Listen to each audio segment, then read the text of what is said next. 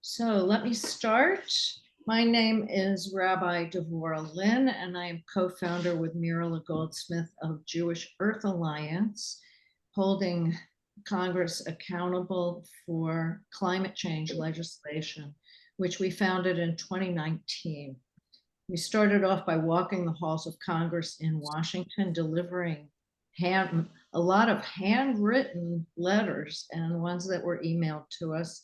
And then the pandemic happened and we went virtual, and that has just expanded our numbers and our states and our lobbyists, our activists tremendously. So something good came out from something really challenging.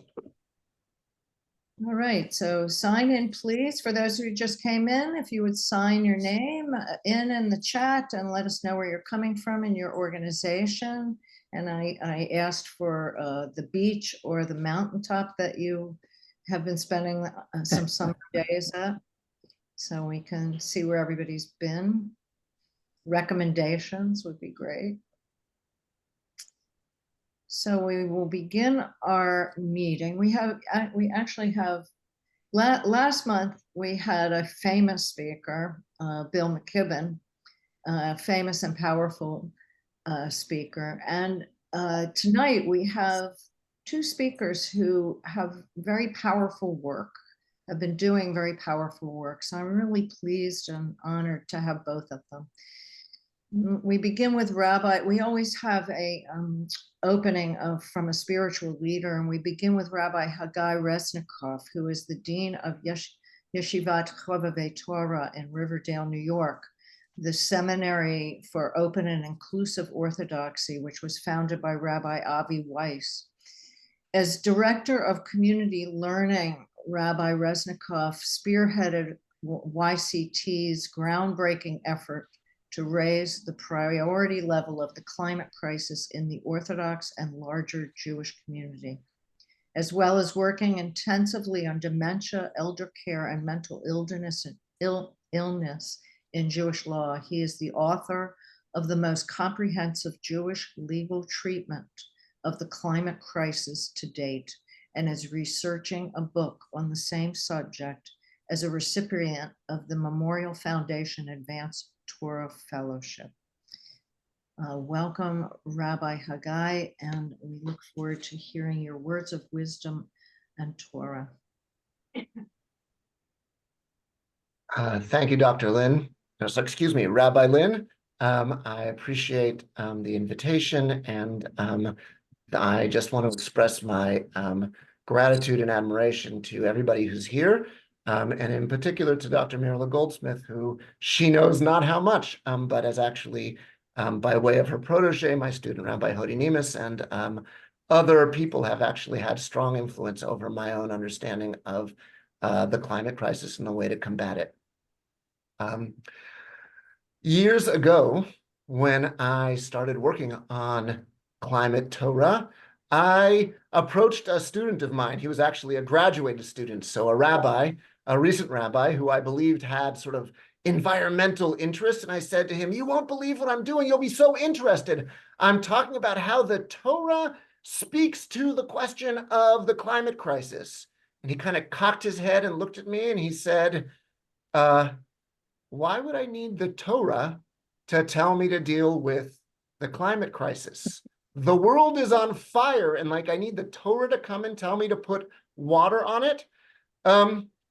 And I felt that. I felt like he had the right of it. He was talking about common sense, and I was somehow trying to bring Torah and halacha, Jewish law, into the conversation, and maybe I was muddying the waters. But the more I think of it, the more the two really are hand in hand. And I'd like to just share in a very short amount of time the journey I've gone through as I have engaged with this topic. And then hopefully kind of bring it back together in terms of the work that the Jewish Earth Alliance does, and in particular the work that I hope all of you are engaged in terms of trying to make changes by working towards influencing your government, our government. I started out sort of very, very big when I started thinking about the climate crisis. the world is in danger. The world is on fire. That's what a lot of people were saying it. And I felt it was necessary to sort of remind everybody that Jewish law says that when there is significant danger to Jews and to other people as well, there is an absolute obligation beyond all of the questions of debate and is it true and is it not true and all of these things to deal with the danger. Dealing with danger in the most immediate way possible is the way that the halakha speaks. Where you may or may not be familiar with the Jewish ethos of choosing life, of the idea that protecting life really trumps all of the different laws, all of the mitzvot, all the commandments, and that even the most significant of the commandments can be broken for the purpose of preserving life. And I really worked hard to show that the climate crisis checked the boxes that were necessary to show that the kind of danger that we needed existed and that we need, like everybody just needs to be pouring on as much, excuse me, I'm sorry for the interruption, needs to be pouring on as much energy into this as possible. Excuse me for 1 second, I'm so sorry. That was too alarmist for people. Rabbis listened to what I had to say and sort of like, exactly the opposite of my student. Instead of saying like, isn't it obvious? They were saying things like, no, I don't know. That's a lot. Do you really think you can ask people to do that? And I was reminded of the words of Jonathan Safran Foer or the story that Jonathan Safran Foer tells in We Are the Weather about Justice Harry Blackmun, when he heard about the Holocaust from a survivor who came specifically to tell him what was going on in Europe. He said something along the lines of, I believe you, meaning I believe what you're telling me, that there's this Holocaust going on, but I don't believe it. I can't understand, I can't realize, I can't conceptualize the level of danger.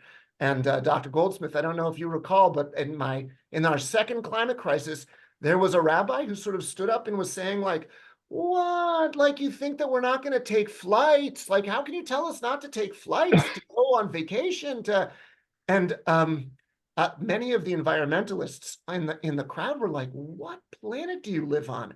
But that's really it. We were really on separate planets and our conversations were going in like different directions.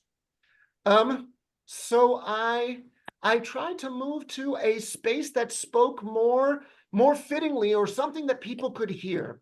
Rabbi Aaron Lichtenstein, one of sort of the great Jewish greats of the last generation. There was some Jewish thing. Spoke in the 1970s, or rather wrote in the 1970s, that people are mistaken when they think that sort of the freedom of the individual to sort of trump all kinds of social norms, of like the ability of the individual to sort of blossom and grow without any limits, is a mistake. There is a chapter of Mishnayot, a chapter of sort of our most basic legal building block, that talks about what happens when you want to chop down trees in a town or plant trees that will be inconvenient in a town. What happens if you want to start up an industrial process? In their world, that was tanning or keeping large animals in town, in a place where the smell would bother people. That was sort of their discussion of air pollution. And he said the message of the Torah is that actually there are limits to how far people can expand in order to actually when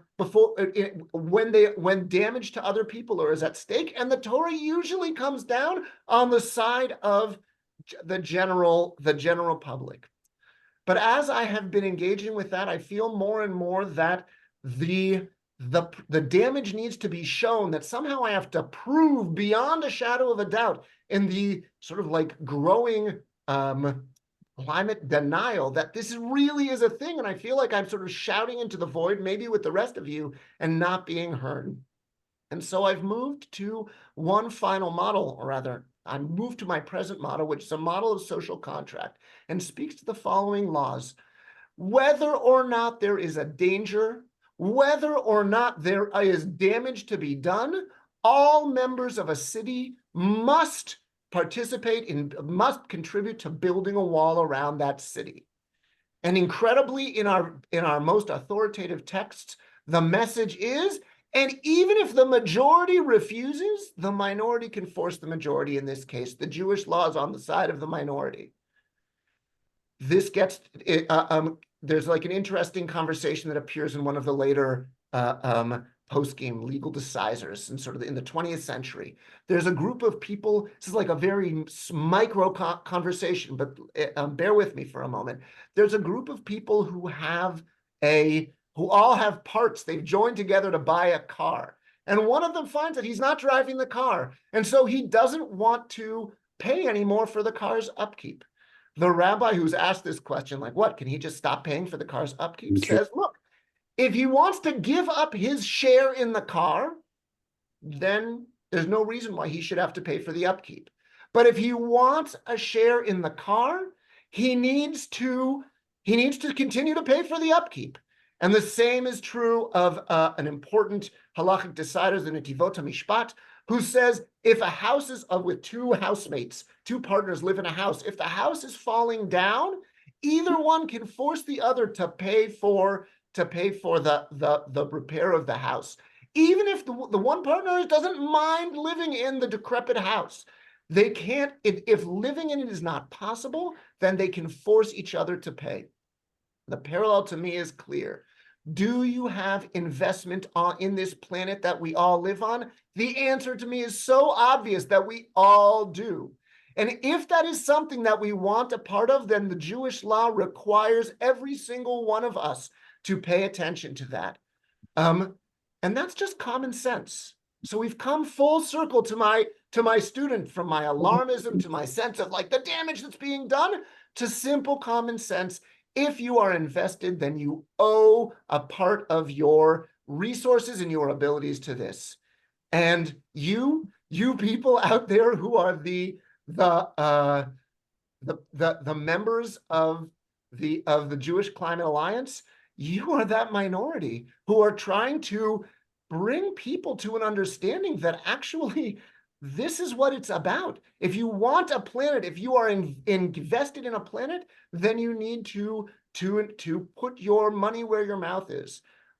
So I congratulate you on the efforts that you make. I appreciate and I really feel tremendous gratitude for the work that you do.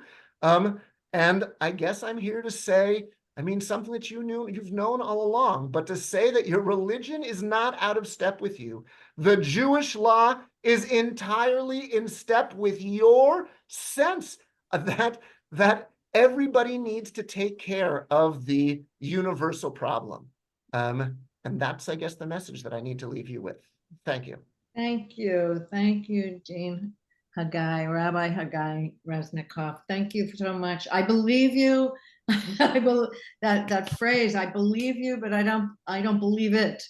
I think we all have run into that over the decades of climate change advocacy. So thank you so much for those words that help us to relate it deeply to our Jewish heritage. Next, we have Phyllis Blumberg, Dr. Phyllis Blumberg, who is on our steering committee and the lead on our lobby day, our Tisha B'Av lobby day, and she's going to go over all the successes that we experienced last month. Thank you, Devorah. Yeah, we went from strength to strength, and may we continue doing so. Do you want to put the slides up? Thank you. We had almost 400 people who registered. Hard for us to know how many actually lobbied, but we suspect it was well over 300. And we had a lot of new faces, a lot of people who were beginning to never first time lobbying. 29 states, which is, as we know, over half. 6 new states, Delaware, Louisiana, South Carolina, Texas, and Wisconsin. And we know from the past time that if you've started lobbying with us once, most likely we'll be happy to have you back, and you will be back. 49 meetings, and we didn't just talk to our friends, as we spoke to 18 Republican senators. And I want to add that those are the harder meetings. Those are the meetings that really are so essential, but they don't make us feel good because it's not somebody saying, yeah, we agree, you're wonderful. But we really appreciate all those 18 meetings that we had with Republicans. We had a huge growth in co-sponsors. We now have 4 slides worth of co-sponsors. We're going to run through these really fast. You may not be able to see your name of your congregation or your organization there, but we have, it's just amazing. Our goal next time is to have 6 slides worth of co-sponsors. And I definitely want to acknowledge certain people. The steering committee was amazing. They did everything they possibly could, picked up the slack when needed, did all kinds of extra meetings and things of this nature. We had 2 amazing interns. The future is bright with Serena Finger and Asher, because they are just amazing people dedicated to the environment, so super oriented to leadership. And then I want to also acknowledge some other people who are not on the steering committee, but did a great job. Deb Nam-Kane did outreach to organizations. Leader training was Barak Kale. Talking points to help us make sure that we were able to talk to the Republicans better was Rabbi Fred Dobb and Maddie Hirschland. And social media was Morgan Long. They are amazing people who helped us out so much. And the feedback that we got from the participants generally was very positive. People felt we did a great job communicating, informing, training, etc., which is something that we've learned in the past, that we needed to do a better job of communicating. Many people felt it was effective and impactful, but it was very hard to get answers from uninformed staff. And people have asked us whether we could get asked for more informed staff. We can't really have any power over that. We asked for the person who's supposed to be dealing with environment or environmental protection or energy or whatever, but they give us who they can. However, we are building a relationship with staff. One person who is in a state that doesn't have very many Jews and doesn't have very many, and has Republican senators. This is the 2nd or 3rd time they met with the staff, and that person, and the team felt it was different this time. There was name recognition, there was understanding that we're not here and gone, but there's an ongoing relationship, and they felt they really had some breakthroughs this year. So that was absolutely wonderful. 20 people responded that they would like to hear more about our Speakers Bureau. We're following up with them. If you didn't fill out the form and still want to talk to our Speakers Bureau, either in person or remotely, please let us know. We have an amazing variety of expertise, and we'd be happy to tell you more. 12 people would like to be more involved. We're thrilled about that, because as we grow in what we're doing and as we grow in our lobbying efforts, the more the merrier, as far as I'm concerned, or the more effective we're going to be. And I'm happy to report we had a couple of successful innovations this time. We had some new leads, which was wonderful. We had much more social media presence, which brought in more people. We gave more choices in the talking points so that we could really talk more appropriately to the specific senators we had. And we used to be an organization that was somewhat homogeneous in our age of our participants, and now we're getting a great variety of age. So it really looks much more effective when we have people of all ages on our Zoom screens. We even got press conference coverage this year, and we were written up in the Jewish Philanthropy magazine. And finally, next steps. We will continue to follow. Please, we're asking you to continue following up with staffers you met with now that you know them and they have a name with a face. By all means, feel free to give them, tell them something, write to them, even try to call them if you can. Most likely you will be sending them an email, but stay informed. We will be doing a special action to help people prepare public comments on September 9th. We will be talking more about that. We haven't really talked about how to do public comments. It's a little different than lobbying, and we are looking forward to our Tu B'Shvat lobbying in 2026. The tentative dates will either be Tuesday, February 3rd or Wednesday, February 4th. And we've heard from people that it's much better that we do not lobby on the holiday itself, because it is a holiday that synagogues do things, that there's spiritual activities. So we're making it a new policy to not lobby on the day itself. So happy to have everybody lobbying. It was wonderful, tiring, but it was effective. Thank you. And thank you, Phyllis. And your team was just terrific and so well organized. And as you said, we make strides every year. So I hope that the people on the call will join us for our Tu B'Shvat Lobby Day and or pre-Tu B'Shvat Lobby Day, and invite friends and tell friends how fulfilling that lobbying was, and that it's not a burden. We give you what you need, and it's a very great effort that is fulfilling, and we're very grateful to everybody who participated. So now I would like to introduce our speaker for this evening, on our action alert, related to our action alert. Dr. Andrew Geller has recently retired from the US EPA, Environmental Protection Agency, where he was a toxicologist, a national program director, and senior science advisor to the Office of Research and Development. Andrew built EPA's research portfolio to address environmental justice, community health, and sustainability, and was the executive lead for lead research. I love saying that, the lead for lead. In addition, Dr. Geller was lead author and editor of EPA's Environmental Justice Research Roadmap. Can we mute that? Oops, I'm sorry, my page is getting in the way. Dr. Geller was lead author and an editor of EPA's Environmental Justice Research Roadmap, EPA's interim framework for advancing consideration of cumulative impacts, and a major contributor to EPA's equity action plans. And above all that, Andrew was just elected president of a synagogue, Judeo Reform congregation in Durham, North Carolina.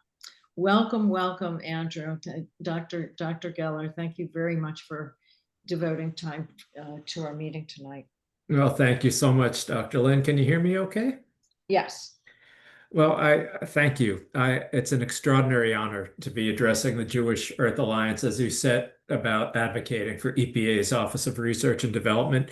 And I feel much more comfortable with you now that I hear more and more about your mission. Last month, a group of congregants and I met with Senator Tom Tillis's staff and Senator Ted Budd's staff here in North Carolina to talk about the big, beautiful bill. So I got to experience some of that lobbying from my synagogue perspective and putting forth Jewish values.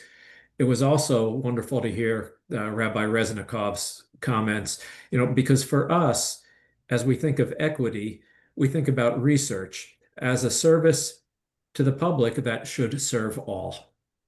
Now, when I joined the Office of Research and Development as a postdoctoral researcher in 1992, I was in the same place that I suspect most Americans and even most legislators are. I didn't know that EPA did research, let alone that the EPA's Office of Research and Development was and has continued to be the world's leader in environmental science and toxicology, making primary discoveries about endocrine disrupting compounds, the links between air pollution and heart attacks, identifying and disposing of the forever chemicals, and creating the curated science to address the pressing need for regulation of industrial chemicals and other compounds that now circulate in our environment and in our own bodies. I applaud you for being aware of ORD as a keystone element of American environmental protection and public health. I want to start this talk supporting EPA's Office of Research and Development by briefly describing the landscape in which EPA operates and why. And because in addition to being an environmental scientist, as Deborah said, I am a synagogue president and I am a shaliach tzibur. So I'm going to start this with a little Jewish perspective, a little Torah. At the end of Parshat Kedoshim, Leviticus 35, we chant, Mohozni tzedek, avnei tzedek, efat tzedek, vehin tzedek, yeh lachem. You shall have an honest balance, honest weights, an honest dry measure, and an honest liquid measure. In other words, you shall have honest standards. EPA was set up to provide honest standards. It does that by making sure its regulation and rulemaking processes are science-based. EPA actually constructed a science integrity policy to intentionally separate science from policy and rulemaking to remove bias, or just even the perception of bias, ensuring that independent, externally peer-reviewed science of the highest integrity and highest caliber is used to construct credible, evidence-based, legally defensible regulations. Blurring that line by dissolving ORD and placing science under the direct control of the administrator and the political appointees that run the offices of air, water, chemical safety, and land destroys that credibility. It's also necessary to understand that science is not a luxury for the EPA. It's part of its authorizing legislation. The Clean Air Act calls on government to establish a national research program and separate research facilities. CERCLA, the Superfund Law, and its reauthorization, SARA, both call for the establishment of research programs within the EPA. The Clean Water and Safe Drinking Water Acts, the Oil Pollution Act of 1990, the Toxic Substances Control Act and related Food Quality Protection Act, and many more call for the establishment of research programs and or the provision of data, sampling methods, and analysis. As Dr. Chris Frey, who recently left his post as ORD's Senate-approved assistant administrator, wrote, ORD was created to comply with the congressional directive to EPA to establish a separately identified program to conduct continuing and long-term environmental research and development. Congress recognized that the states do not have the capacity to conduct research at the level that ORD has, and academia and industry have very separate missions. The EPA, states, and industry have depended on ORD for relevant, timely, responsive research results and for research-generated data. Eliminating ORD undercuts this critical support and violates EPA's authorizing legislation. Now, I'd like to start talking about ORD's specific work with one of its most important products, the air quality modeling system that has been the backbone of the National Air Quality Forecasting System at NOAA's, that's the National Oceanic and Atmospheric Administration, NOAA's National Weather Service since 2004, generating twice daily air quality forecasts across the nation. The modeling system, CMAQ, the Community Multiscale Air Quality Model, is used by states in developing their own state implementation plans for air quality and has been used extensively in the national climate assessments. Eliminating air quality modeling capacity will eliminate the ability of the states to regulate their own airsheds.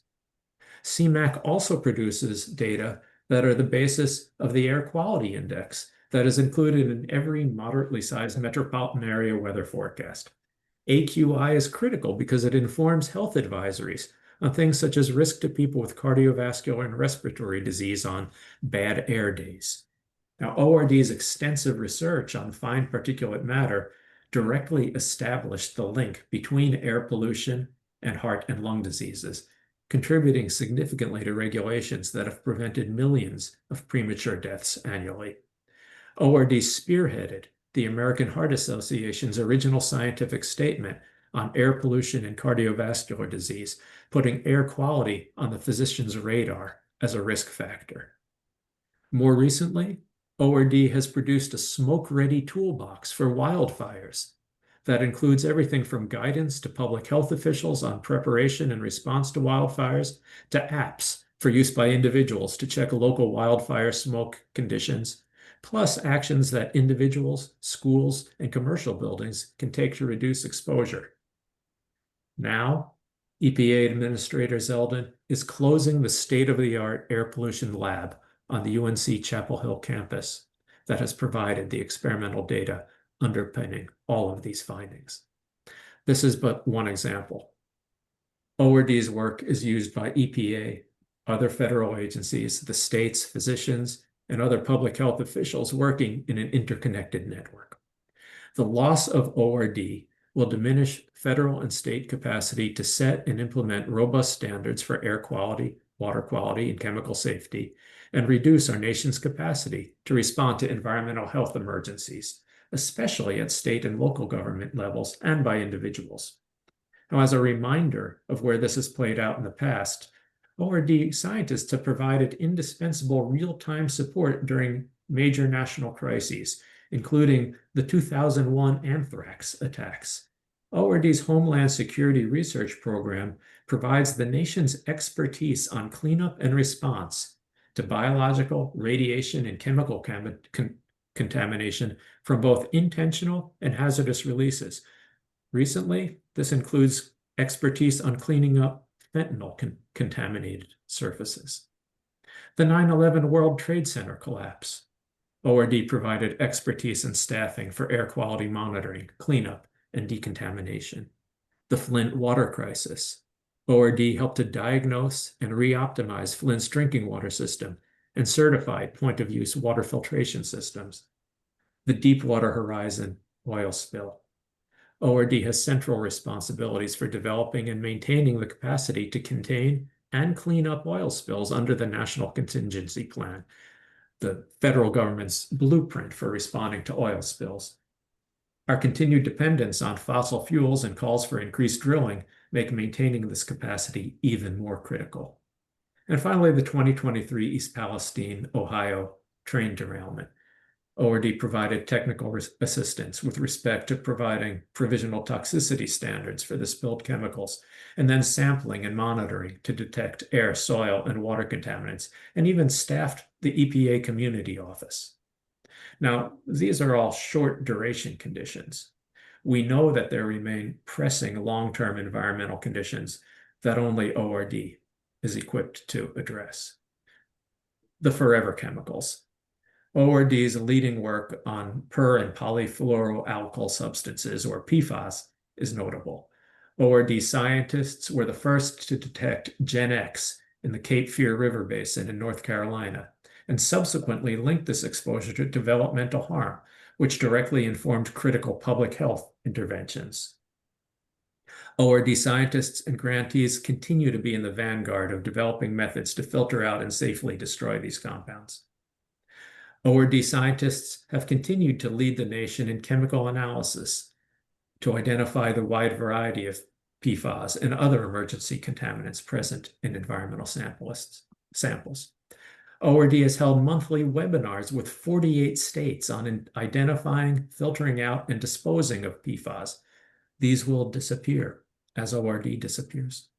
In addition, ORD's CompTox Chemicals dashboard provides chemistry, toxicity, and exposure information on over 1 million chemicals in commerce. Now, ORD has also addressed conditions for which climate change has direct impacts or is an effect multiplier, worsening the intensity and effects of adverse environmental exposures. I already mentioned wildfires. ORD has studied the health and environmental impacts from wildland fires for over a decade and just released its Wildland Fire Research Briefing book that summarizes comprehensive research on health and ecosystems that applies directly to situations faced in Montana, Idaho, Wyoming, Nevada, Washington, Oregon, California, and elsewhere. In Newark, New Jersey, University Park, Illinois, Pittsburgh, Pennsylvania, Providence, Rhode Island, Clarksburg, West Virginia, and elsewhere, ORD has provided direct support for finding and replacing lead pipes and helping water utility operators to keep lead and pathogens out of their local drinking water. Changing climate conditions and saltwater intrusions linked to sea level rise mean changing water chemistry. This means that keeping lead and pathogens out of local drinking water is more complicated and requires more expertise. ORD has supported municipal water managers, especially small system operators in rural communities across America, with yearly training to ensure high water quality for all. In 2014, Toledo, Ohio's water system was shut down for 4 days because of a harmful algal bloom in Lake Erie. Fast forward to the present. ORD uses real-time satellite monitoring data to provide information on harmful algal blooms and has created a crowdsourced participatory science resource called Bloom Watch to locate and understand harmful algae. EPA also provides tools and support for municipalities and states planning for and responding to extreme weather events like heat, flooding, violent winds, and drought. Tools like EPA's Enviro Atlas that allow communities to evaluate their natural assets and identify and mitigate hazards such as extreme heat and flooding. This is in collaboration with the U.S. Geological Survey, the Department of Agriculture, and others. New data in the Enviro Atlas includes a permafrost map of Alaska and updated climate scenario data sets for the U.S. and our territories and possessions. The iWaste decision support tool assists in planning for disposal of the vast amounts of debris generated in climate and other emergencies. That's the incident waste decision support tool. ORD has produced tools that assist community resilience planning. ORD's Equitable Resilience Builder, now housed by an organization outside of EPA, is a downloadable software application that supports communities in resilience planning with a focus on equity. It engages users in a guided process to inclusively assess local hazards, equity, and the resilience of built natural and social environment systems. The loss of ORD will result in the elimination of agency research capacity, the lack of science capacity to inform decisions for regulations, permitting, cleanup, and emergency response at all levels of government, and lack of coordination of agency research with other federal agencies and state agencies. Already, we see the trumped-up report from the Department of Energy's critical review of impacts of greenhouse gas emissions on the U.S. climate that violates Federal Advisory Committee Act rules, OMB information quality guidelines for rigorous and independent scientific review, and that misrepresents the science. There will undoubtedly be attempts to use this report at EPA to justify major changes without proper scientific oversight. 2 days before I was doged in February 2025, I attended a meeting of the President's Task Force on Environmental Health Risks and Safety Risks to Children. Over 20 federal councils, departments, and agencies tasked with addressing children's environmental health. We heard about Make America Healthy Again, MAHA, the President's initiative to address environmental determinants of chronic illness, whose goals were completely consonant with those of the task force. And we silently anticipated what has come to pass: the destruction of the federal capacity in all agencies that was designed specifically to address those goals. I hope your efforts can help to avert this tragic loss of America's scientific leadership and the impacts it will have on public health and environmental quality. Thanks. Happy to take questions, and I think I saw some were coming in over the chat. We'll have a couple minutes for questions. They keep me on a pretty tight leash on our 1 hour meeting, but you are our first ever speaker in 4 years who chanted Torah. Kol hakavod to you. That's great. That's great. So what I'm glad that you talked about how you work cooperatively with other agencies, including NOAA, because we have our eyes on NOAA as well. And you before the meeting, you talked to us about how you met with your Congress people, and they talked about the budget and how I'm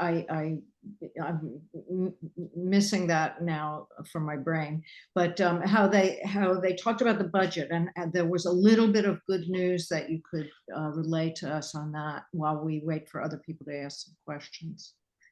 Well, I think actually separate events. When we talked to the senator's staffs about the big beautiful bill, it was actually quite interesting because Senator Tillis is one of the more interesting GOP senators who is often on the fence and has actually chosen to leave the Senate now, as he's finding himself not at home there. And his staff was actually quite aligned with our feelings and our advocacy for the most vulnerable among us. He was not looking to see cuts to Medicaid and other programs that serve the most vulnerable among us. So that was a very positive thing. In the broader budget world, my understanding is that the Senate has put forward their versions of the budget that have actually supported fully funding the National Institutes of Health plus $400 million. And I believe funding EPA reasonably well. The Congress is still following the president's roadmap and is calling for fairly draconian cuts, particularly at the EPA. And so advocacy to those folks so that they understand particularly what research gives to the nation. It is a public service, and what they will lose by its dissolution is very important. Meryl is asking, what organizations should we know about that are most effectively fighting for EPA ORD? Well, I think the Union for Concerned Scientists is certainly one. I know that there's the Environmental Protection Network, which is a group of retired EPA employees that do a lot of technical review of EPA documents and also advocate for EPA science and EPA and sensible regulation is out there. I'll have to think about others. Certainly, the Natural Resources Defense Council, Earth Justice. Sometimes when you're at the EPA, you're in the sweet spot when the environmental groups might be hammering on you from one side and and industry hammering on from the other, and then we find ourselves right in the middle. In a situation like now, I think that groups like Earth Justice, like NRDC, like the Silent Spring Institute, understand the importance of maintaining its critical capacity. So usual suspects, but Silent Spring Institute, I'm not sure that we have, I'm sure we have connections there. People are asking for your notes on this, and you said that you provide a link, so that would be great. Yeah, I'm happy to send this. Rabbi Lynn, if you want to post this on your site, or if you want to send it out to the folks who registered for this talk, Sure. however it's best to do that. Okay. Yeah, we and people are asking for a comment on the endangerment finding. You're shaking your head. Yeah, what can I say?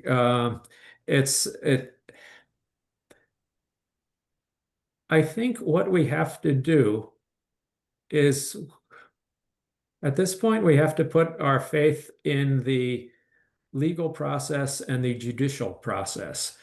You are not, the law is that scientific findings and regulations cannot be simply reversed by fiat.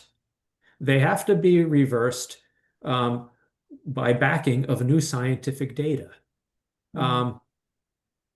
In the first Trump administration, I believe there were attempts to just turn back the COLA standards for fuel efficiency, and they just kind of declared it.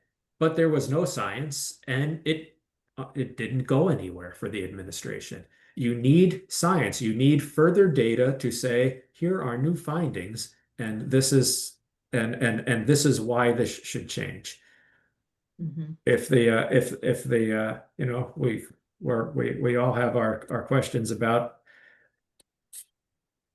whether the integrity of the judicial system can also hold up, but I think at this point, that's our hope. Yeah, can you comfort us a little bit by hinting that there's a lot of offline work going on? Yes. You Oh, said that academia and industry and corporations. That's yeah. not So, for example, one of the links that I'll send to folks on my from this talk is on this Department of Energy critical review of the impacts of greenhouse gas emissions. Chris Frey, who was the administrator for Office of Research and Development, now he's at NC State, has actually filed a suit against the Department of Energy, as has another group, essentially citing that it has just violated the Federal Advisory Committee Act.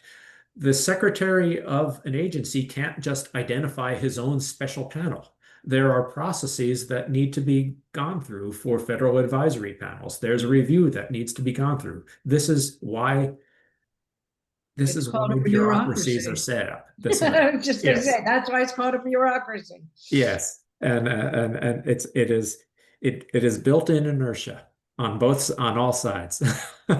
Right.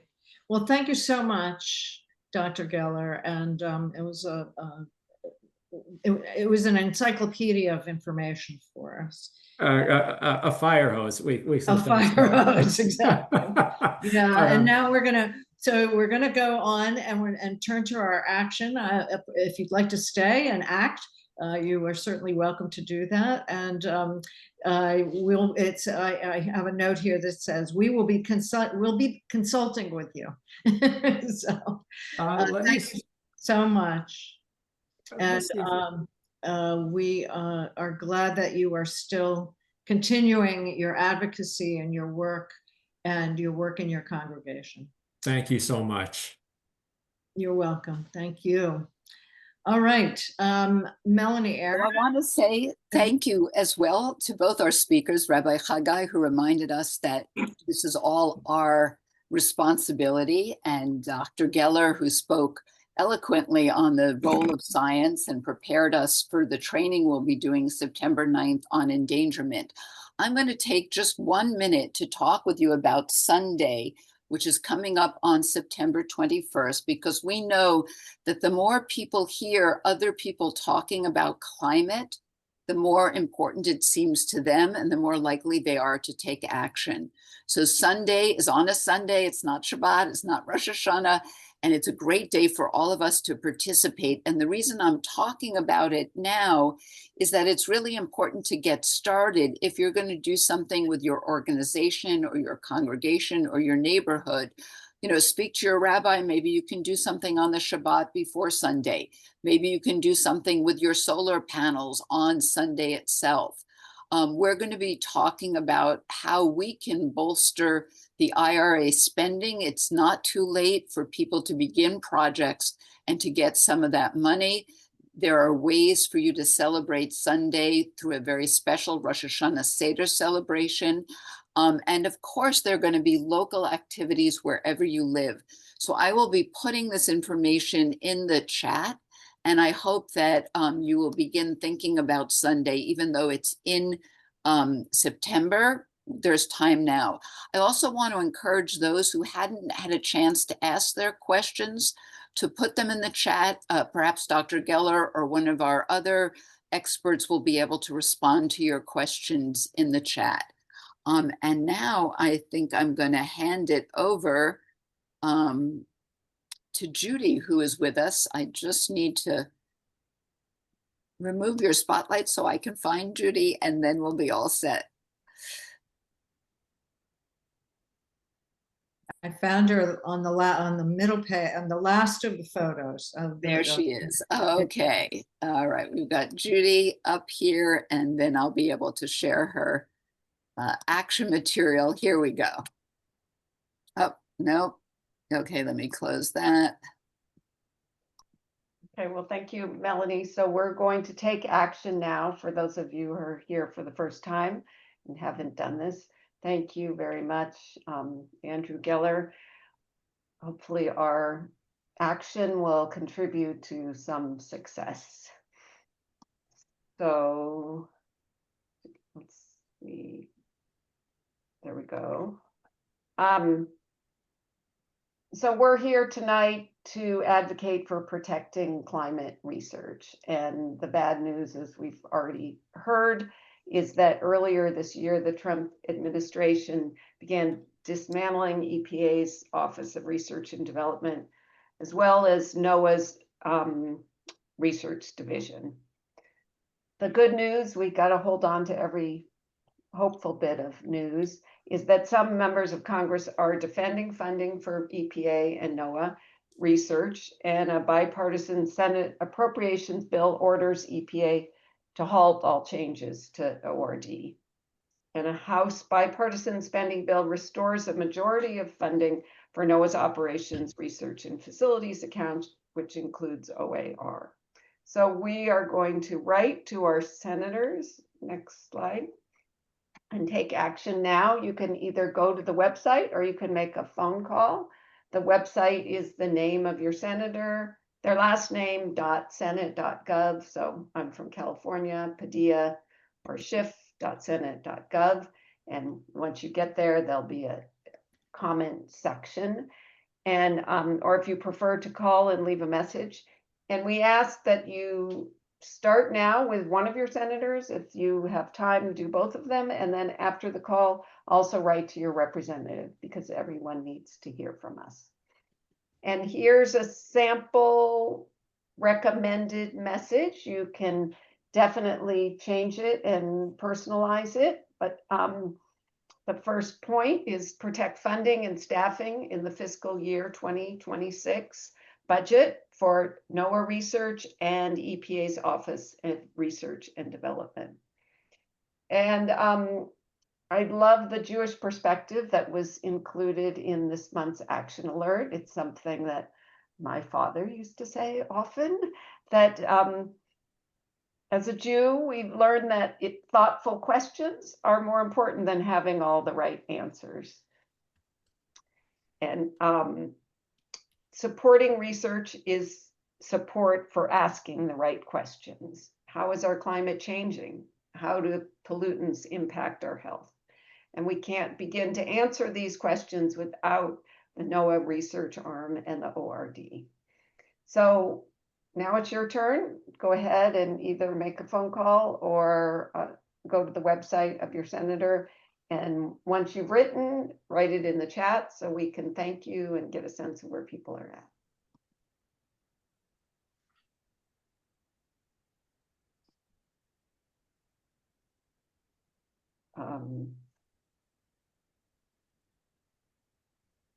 Yes, I will. If it hasn't already been added, I will add the message to the chat.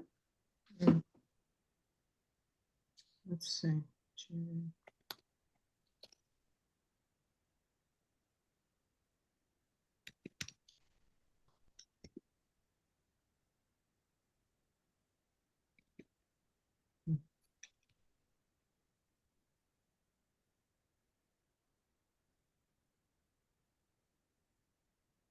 Thank you very much, Judy, for organizing that. And everyone can keep working and keep calling or texting. We're going to conclude the meeting. Melanie, did you want to say something? So I was going to offer a little blessing for us. We've been talking about teachings of the Torah. This week's Torah portion begins as Moses offers the people the choice between a blessing and a curse. And Moses makes this very evident to people by pointing to two mountains, Mount Gerizim on one side and Mount Ebal on the other. One is green and one is dusty and barren. This came to mean a great deal to me when I lived in San Jose, because in San Jose, you are between two mountain ranges, the Santa Cruz Mountains, which are beautiful and verdant and green and have lovely trees, and the Santa Ana Mountains to the east, which are dry and barren. And so we have this choice before us in our lives, in terms of our activity, in terms of our actions, both for our community and for our climate, to make these choices that will make such a difference. And so I want to thank all of you for being with us. I want to thank our speakers, and I want to urge you to go forward, choosing always that blessing and choosing to make our world a beautiful place, as I always think of those Santa Cruz Mountains. So everyone be well, and we look forward to seeing you twice in September. On September 9th, as we work on the endangerment finding, and then at our regular program as we do advocacy in terms of making sure the IRA money that is still available gets out and gets spent. Thank you so much, and good evening to everybody. Good evening to everyone. And Thank I you. want to remind everyone how important it is to reach out to your representatives as well as your senator, as Andrew Geller said during his talk. So Yes, please don't stop after just one email. yeah, Reach out to all three. yes, that the budget is in the hands of the House on this issue. Wonderful to see you all. Thank you so much for all coming, and thank you to my staff, my steering committee that is so active and so hardworking.